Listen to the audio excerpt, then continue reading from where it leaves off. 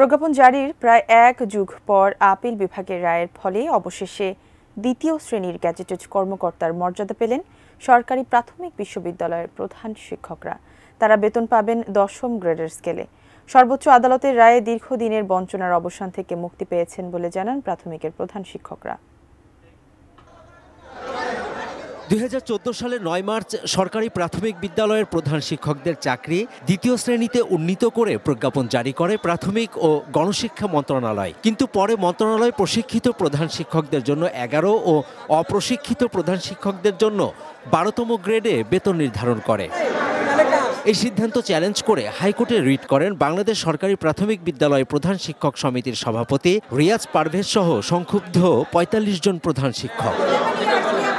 ২০১৯ সালে হাইকোর্টের দেয়া রায়ে রিটকারী ৪৫ জনকে ১০ম গ্রেডে উন্নীত করে দ্বিতীয় শ্রেণীর কর্মকর্তা হিসেবে গেজেট প্রকাশ করতে বলা হয়।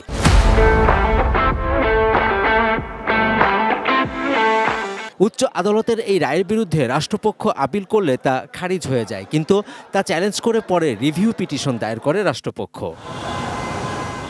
বৃহস্পতিবার ওই রিভিউ আবেদন নিষ্পত্তি করে রায় দেন প্রধান বিচারপতি ডক্টর সৈয়দ রেফাত আহমেদের নেতৃত্বাধীন ৪ বিচারপতির আপিল বেঞ্চ। এর ফলে প্রাথমিক বিদ্যালয়ের প্রধান শিক্ষকরা দ্বিতীয় শ্রেণীর কর্মকর্তার পদমর্যাদা এবং ১০ম গ্রেডে বেতন পাবেন বলে জানান রিটকারী শিক্ষকদের আইনজীবী।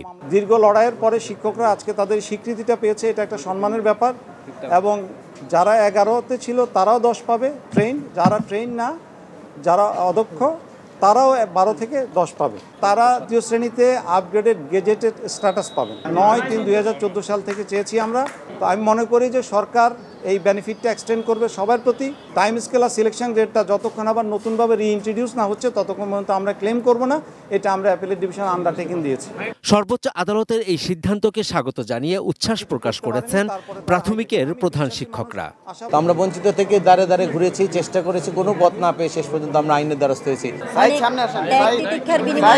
মর্যাদার লড়াই আমরা এতকাল লড়াই করেছি। Javed Akhtar, ATN news, Dhaka.